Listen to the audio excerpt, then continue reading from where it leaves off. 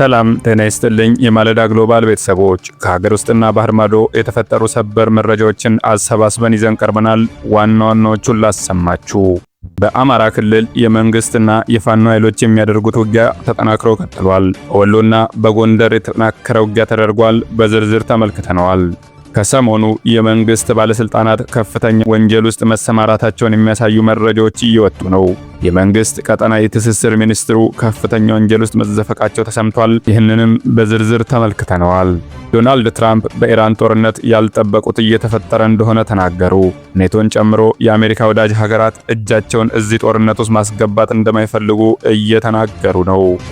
እኚህንና መሰል በርከት ያሉ ሰበር መረጃዎችን አሰባስበን ይዘን ቀርበናል። እስከ መጨረሻው ከተመለከታችሁ መረጃዎቹን ታገኛላችሁ። ወደ መረጃዎቹ እንሄዳለን። በአማራ ክልል በፋኖ ኃይሎችና በመንግስት ሰራዊት መካከል የሚደረገው ውጊያ ተጠናክሮ ቀጥሏል።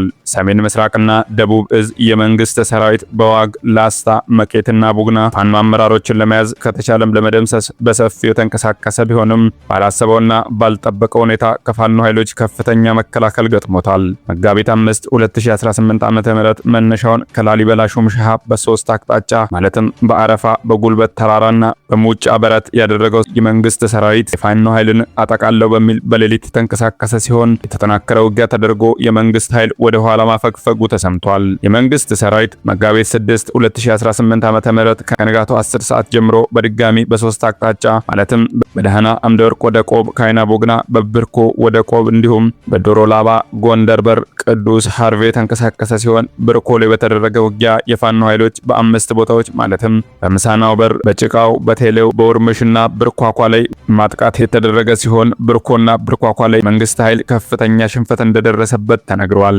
በዚሁ የፋኖ አደረጃጀት ውስጥ አባት አርበኞች ብለው ራሳቸውን የሚጠሩ የፋኖ ኃይሎች በዳህናና አምደወርቅ የተንቀሳቀሰውን የመንግስት ኃይል ሲዋጉ ያሉ ሲሆን በዚህም አውደ ውጊያ የፋኖ ኃይሎች ድል እንደቀናቸው ተነግሯል። በመጨረሻም መከላከያ ሰራዊት ደቡብ እዝ 204ኛ ኮር 38ኛ ክፍለ ጦር አባላት ከርተው የፋኖ ኃይሎችን መቀላቀላቸው ተገልጿል። በሌላኛው የጎንደር ቀጠና በጓላ ከፍተኛ ቦታዎች ውጊያ ሲደረግ ውሏል። መጋቢት 7 2018 ከጠዋቱ 3 ሰዓት ጀምሮ በአራት የአውደ ውጊያ ግንባሮች የተቀሰቀሰው ጦርነት በመጨረሻም ወደ ጎኋላ ከተማ መድረሱ ተሰምቷል። በጎኋላ በስተደቡብ አቅጣጫ ቋጫዊት ከሚባለው ከፍተኛ ቦታዎች ላይ የመሸገ መንግስት ኃይል ጋር ፋኖ ኃይሎች ከፍተኛ ውጊያ አድርገዋል። ይህ በእንዲህ እንዳለ ከሁለት ቀናት በፊት ማለትም በቀን 05 2018 የፋኖ ኃይሎች ወራሃላ ዙሪያ፣ ማዛርብ፣ ስሁር አላምጌና ፋንጣን ጨምሮ ከመንግስት ኃይል ጋር ከፍተኛ ውጊያ ያደረጉ ሲሆን መንግስት የመጪውን ምርጫ በተሳካ ሁኔታ ለማካሄድ በፋኖ ኃይሎች የተያዘበትን ከተሞች መልሶ ለመያዝ በሰማይና በምድር የታገዘ ውጊያዎችን እያካሄደ መሆኑ ተገልጿል።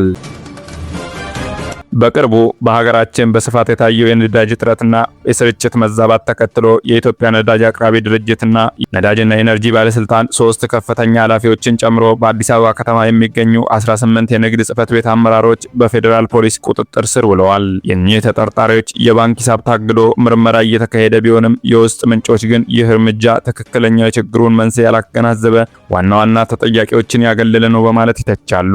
እንደ ምንጮቹ ገለጻ የሰሞኑ የነዳጅ ቀውስ ዋነኛ መነሻ የንግድና ቀጠናዊ ትስስር ሚኒስትሩ አቶ ካሳሁን ጎፌና ባለስልጣኑ ዋና ዳይሬክተር ናቸው።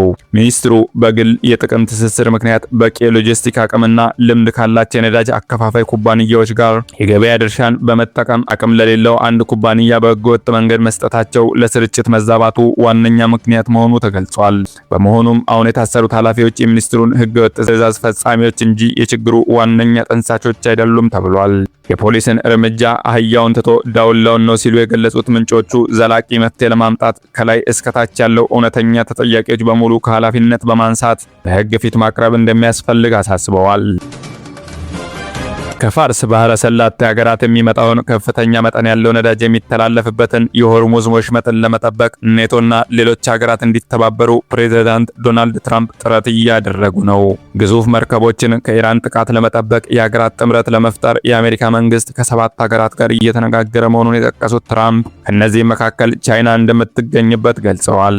ትራምፕ የሌሎች ሀገራትን ስም ባይጠቅሱም የኔቶ አባል ሀገራት ግዛታቸውን ይከላከላሉ ብለው እንደሚያምኑና አሁን በሆርሙዝ ወሽመጥ የተከሰተውን ሁኔታና ግዛታቸውን መመልከት ያለባቸው ሀገራቱ ነዳጅ የሚያገኙበት አካባቢ በመሆኑ እንደሆነ አብራርተዋል።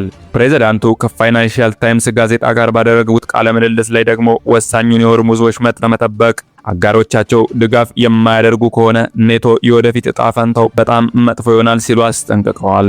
በተጨማሪም ቻይና ተሳታፊ እንደምትሆን እንደሚጠብቁ፣ ነገር ግን ድጋፍ የማታደርግ ከሆነ ግን በምላሹ ከፕሬዝዳንት ሺጂንፒንግ ጋር በቅርቡ ሊካሄድ የታቀደውን ስብሰባ ሊያዘገዩት እንደሚችሉ ገልጸዋል።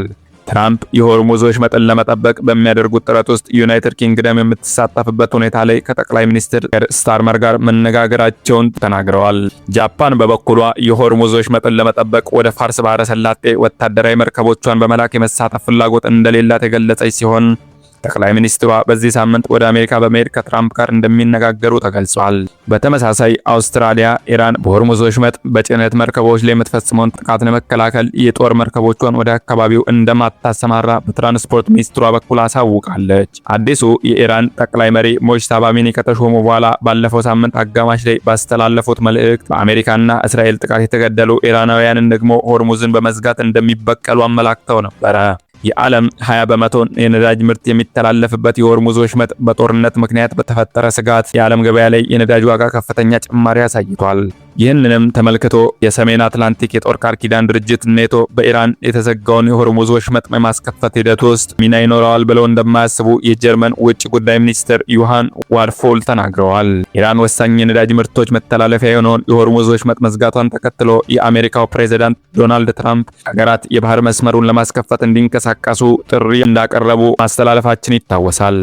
ትራምፕ ከፋይናንሻል ታይምስ ጋር ባደረጉት ቃለ መጠይቅ አጋር ሀገራት ወሽመጡን ለመቆጣጠር እገዛ የማያደርጉ ከሆነ ለኔቶ መጻኢ እጅግ መጥፎ እንደሚሆን ተናግረዋል። የአውሮፓ ህብረት በዚሁ ጉዳይ ላይ ሊያደርግ ካቀደው የውጭ ጉዳይ ሚኒስትሮች ስብሰባ በፊት ንግግር ያደረጉት የጀርመኑ ሚኒስትር ኔቶን ተሳትፎ ጉዳይ አንስተዋል። ኔቶ በዚህ አቅጣጫ ውሳኔ ማሳለፉ ወይም የሆርሙዝ ወሽመጥን በተመለከተ ኃላፊነት መውሰዱ አይታየኝም። ጉዳዩ ይህ ቢሆን ኖሮ የኔቶ አካላት በዚህ አኳኋን መፍትሄ ይሰጡት ነበር ብለዋል። ያልተረጋጋው የመካከለኛው ምስራቅ ሁኔታ ቢኖርም የአውሮፓ ደህንነት በተመለከተ ቅድሚያ የምትሰጠው የዩክሬን ጉዳይ እንደሆነ ዋድፎል ተናግረዋል። የነዳጅና ጋዝ ዋጋ ሲጨምር የሩሲያ ጦርነት አቅም እንደሚጨምር ያነሱት ሚኒስትሩ ማዕቀቡን ማላላት የተሳሳተ እርምጃ እንደሆነ ገልጸዋል። በመካከለኛው ምስራቅ ጉዳዮች ላይ መግለጫ የሰጡት የዩናይትድ ኪንግደሙ ጠቅላይ ሚኒስትር ኬር ስታርመር የሆርሙዝ ወሽመጥን የማስከፈት ጉዳይ የኔቶ ተልዕኮ እንደማይሆንም ተናግረዋል። ጠቅላይ ሚኒስትሩ ከመካከለኛው ምስራቅ ጋር በተያያዙ ጉዳዮች ላይ ዛሬ በሰጡት ጋዜጣዊ መግለጫ አሜሪካና እስራኤል ኢራን ላይ በፈጸሙት የመጀመሪያ ጥቃት ዩናይትድ ኪንግደም አለመሳተፏን አንስተው አብራርተዋል።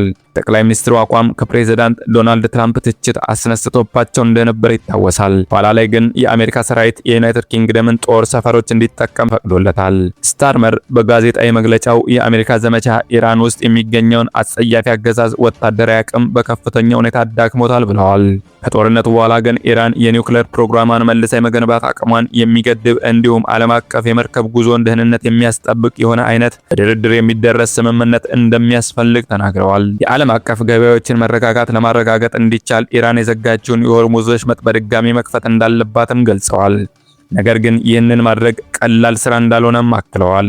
ለዚህም ሲባል ዩናይትድ ኪንግደም በቀጠናው የባህር ጉዞ የማድረግ ነጻነትን ለመመለስ የሚያስችል ተጨባጭ እቅድ ለማዘጋጀት ሁሉም አጋሮቿ ጋር እየሰራች መሆኑን አስታውቀዋል። ቤተሰቦቻችን መረጃዎቻችን ይህንን ይመስሉ ነበረ። ቀጣይ ቪዲዮ እንዲደርሳችሁ ቻናላችንን ሰብስክራይብ ማድረግ እንዳትረሱ። ቸርን ሰንብት።